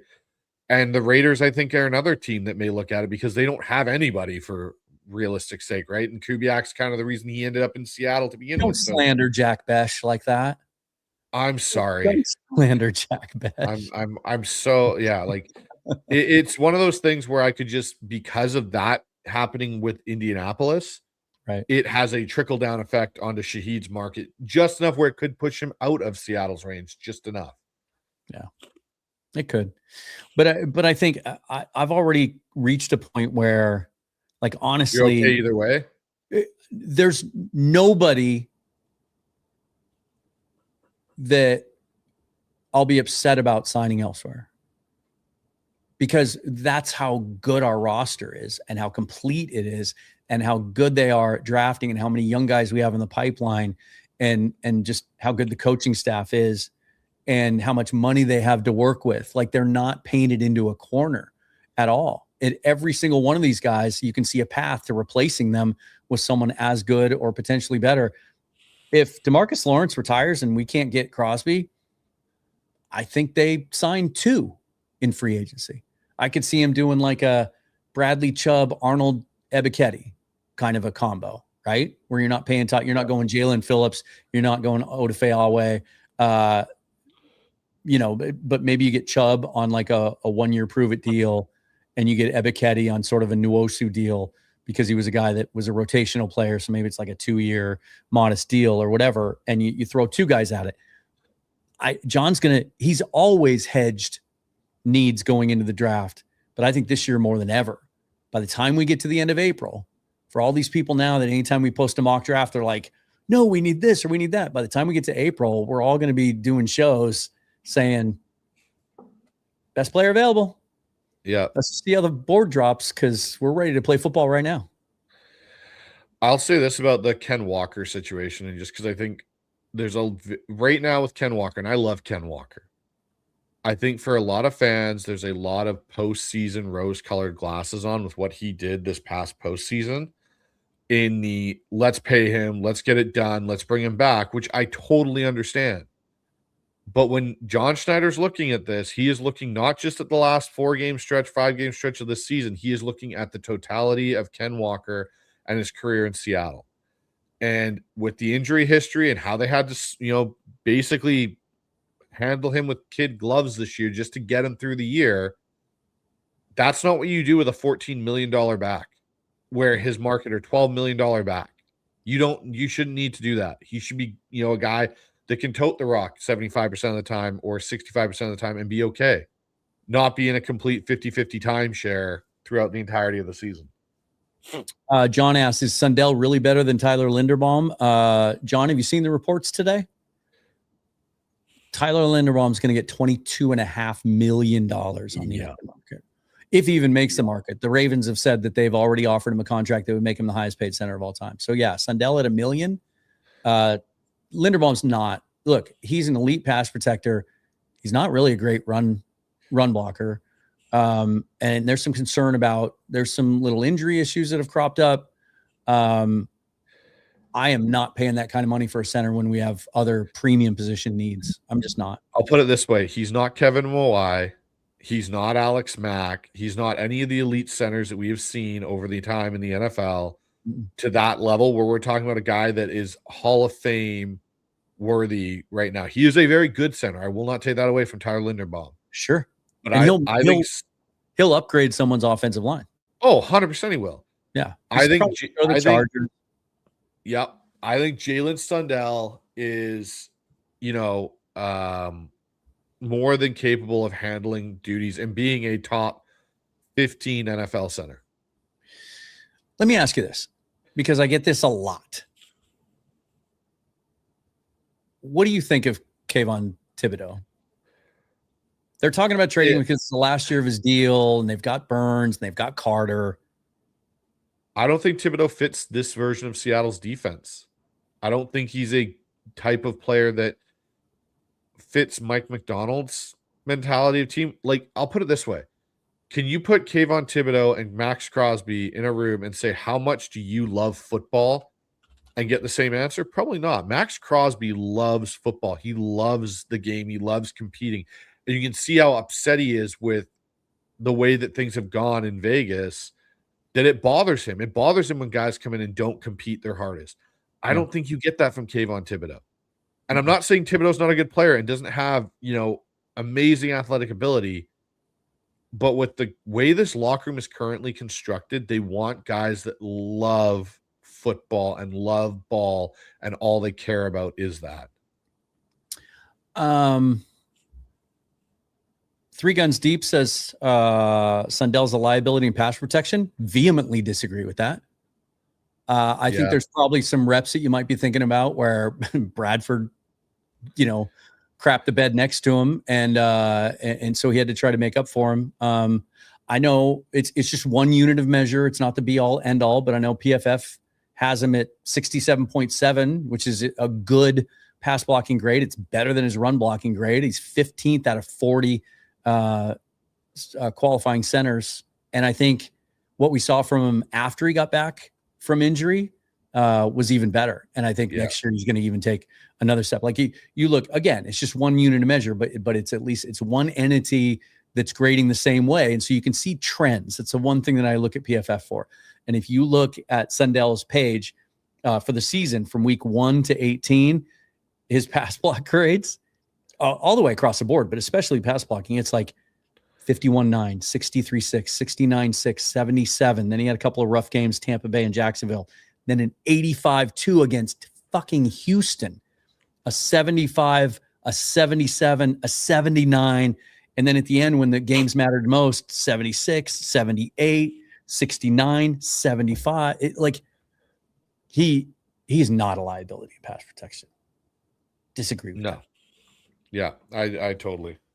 This is fantastic. Thanks for the super chat, X-Wing. Always good to see you. Can you imagine Dunker and Zabel with matching mustaches and mullets? No safe place for a Busch Light in all of Washington State. I think they I think if they were to draft Jennings Dunker, it would be like that scene from Step Brothers.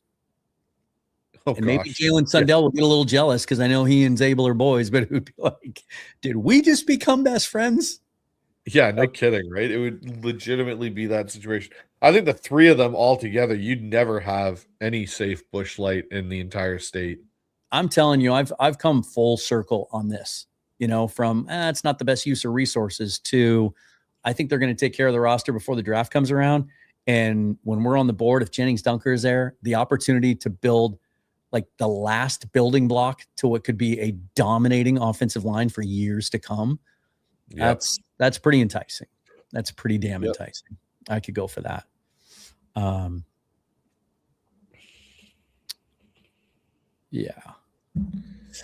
think that's it, man. That was fun. I'd love to go to the combine someday, but guys like us don't get credentials to go. So no, we're not allowed to go and actually be draft nerds at the combine. Which is so, the irony is that we talked about how you said at the top that the combine's kind of dying, guys aren't testing or whatever.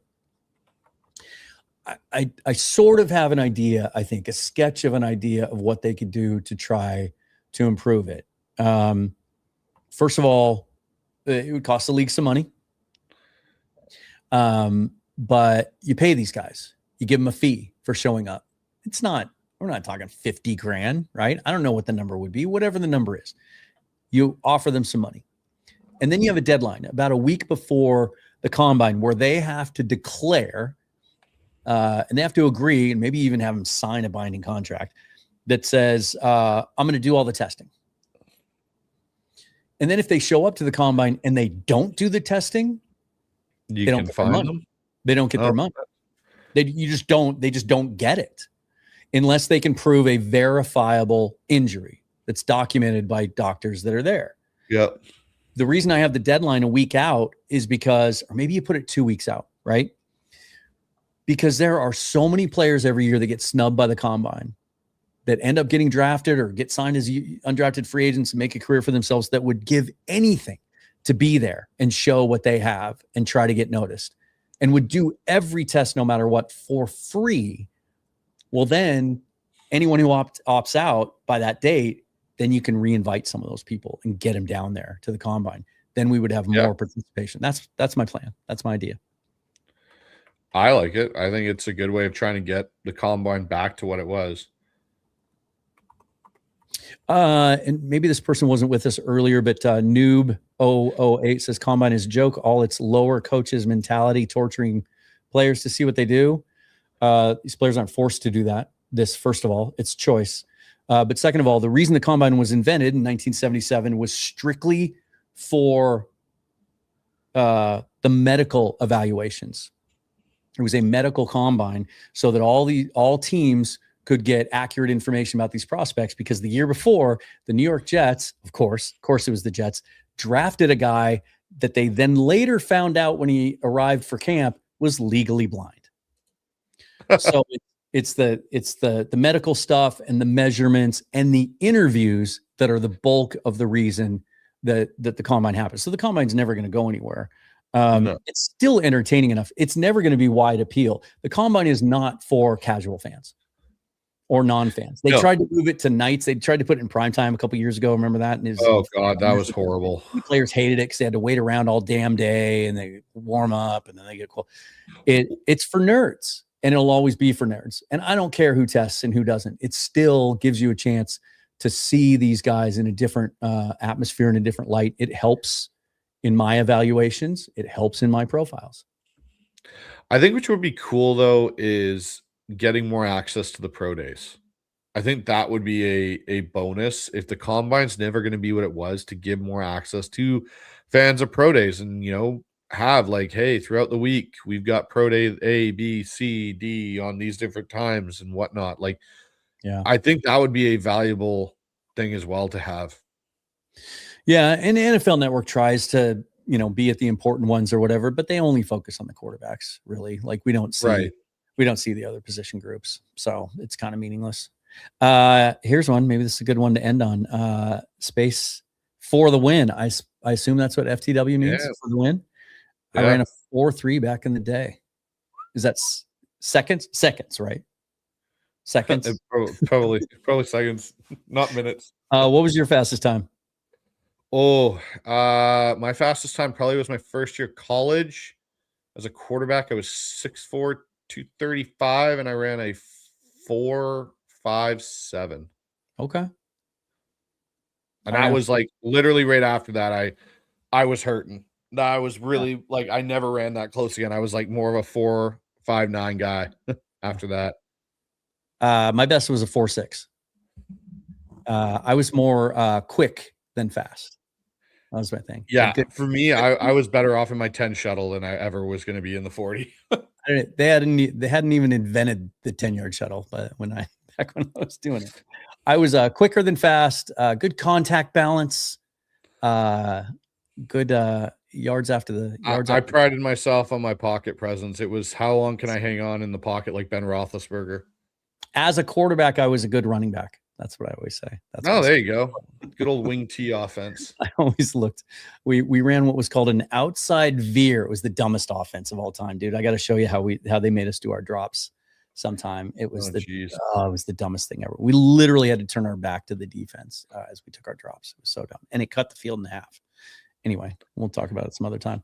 What do you got coming up on the show next couple of days? I got time off. You're all refreshed and I took a little bit of a break. There was a little bit, burnt out after the season, how long it went. So took a bit of a break. Coaching's ramped up for me. But for me, got Greg Bell coming on this week. We're going to kind of talk post combine and stuff, which will be fun with Greg. He's always a great guest. And Jeff Simmons will be coming on for a live show later on in the week to kind of set up as a free agency primer. We got Seahawks Syndicate on Thursday, 5:00, which will be fun. And then I do have a draft show that I will be starting a live show.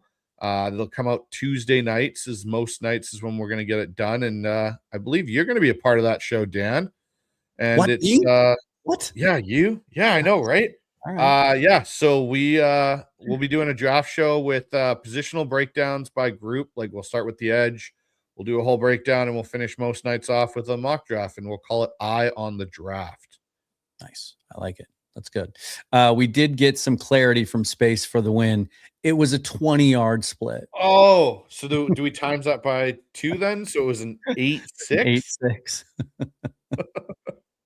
That's awesome. Love it. Noob asks if you watch the CFL. I imagine. do. Yeah. Quite a bit. Did you see your buddy Taylor Elgersmo was one of the guys out there on like Thursday and Friday throwing to like the backs and stuff? I really do think he's got to give up the NFL dream at this point a little bit. He's got a pretty good contract, I think, sitting in Winnipeg for him, where they basically view him as the future of the franchise. Was he Packers practice squad? Yes, he was Packers practice squad last year because he played against Seattle in the last preseason game. Maybe he's got a shot to make that roster because Willis is going to move on. Maybe if he gets back in there, yeah, it'll be interesting. But yeah, I do watch Noob quite a bit of the CFL. I think it's really interesting now that the CFL is trying to Americanize a little bit. They've, in the next couple of years here, they're shortening the end zones. They're going from 20 yards deep. Yeah, 20. So there's a bunch of changes to the CFL game now. So the end zones are both being shortened by 5 yards. So they're only 15 yards deep. The goalposts are no longer on the goal line. They're going to the back of the end zone, which is taking away a bit of the kick return game. But also a chance that someone's going to die during a game. Yeah, exactly. And they've also removed the 55-yard line. The field is going to be shorter, so it'll only have 50. So it'll be a couple changes. There's a whole bunch of historic CFL fans that think it's horrible, and there's a whole bunch that think that it's the worst thing ever. I'm of the idea that, hey, you know what? Some of these changes aren't bad for the game. They still have the wider field. They still are only 3 downs. They have the unlimited motion, which I think are great. Yeah.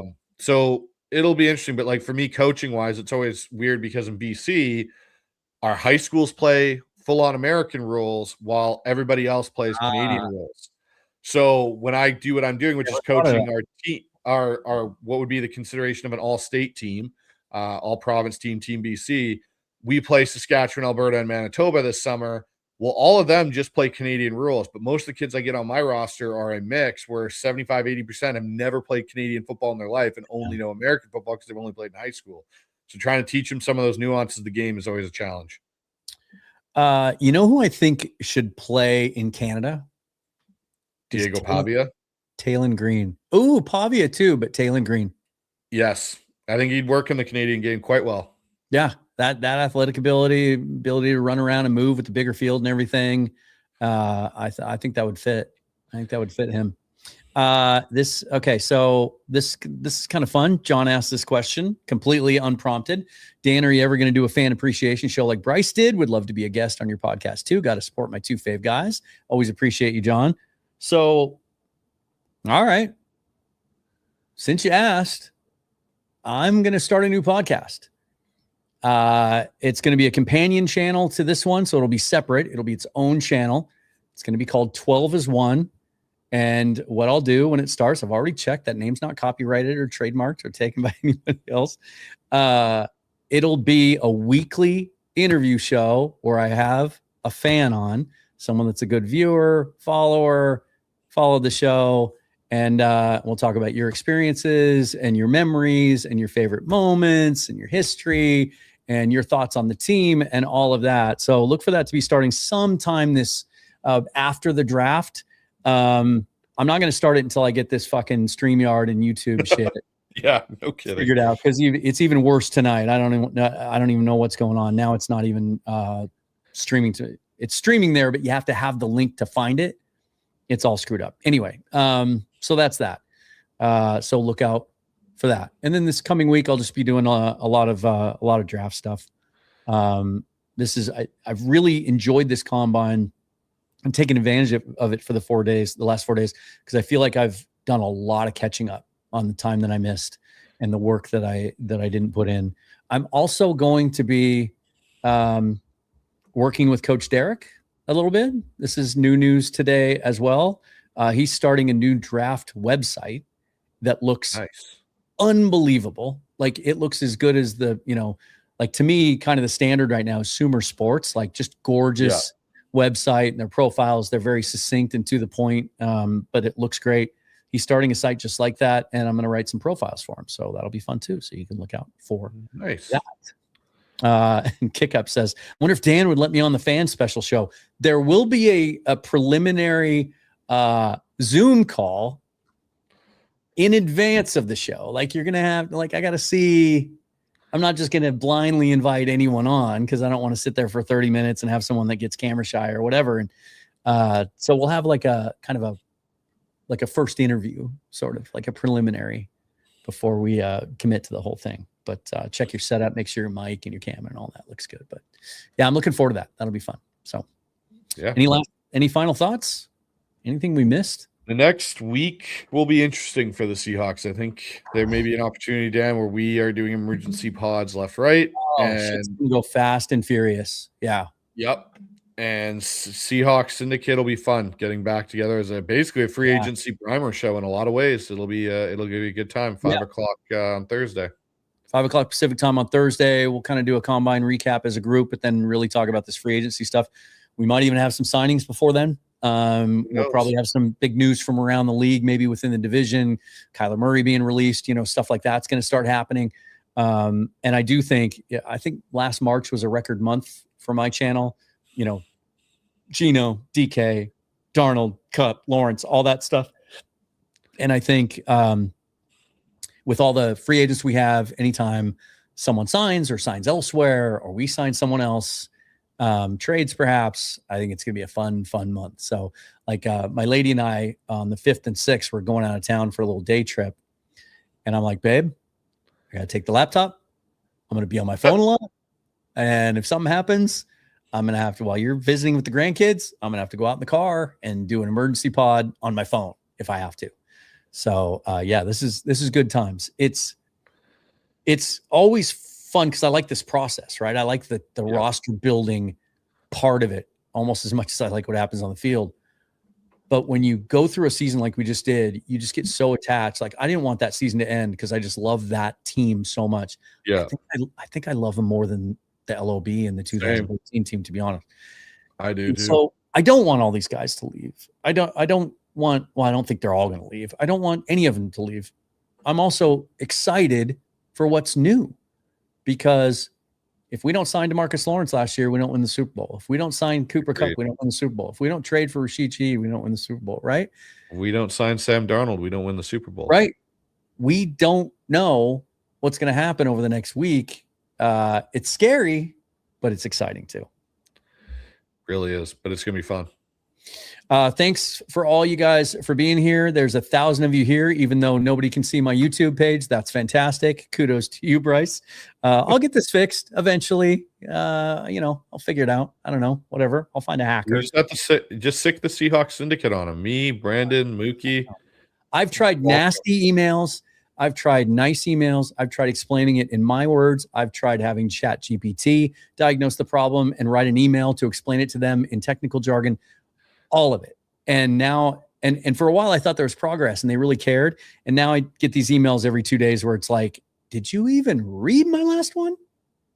So I don't know. We'll see. We'll hang in there. We'll persevere. Anyway, forever and always go Hawks. That's Bryce. I'm Dan. Thanks for watching, guys. We will see you soon.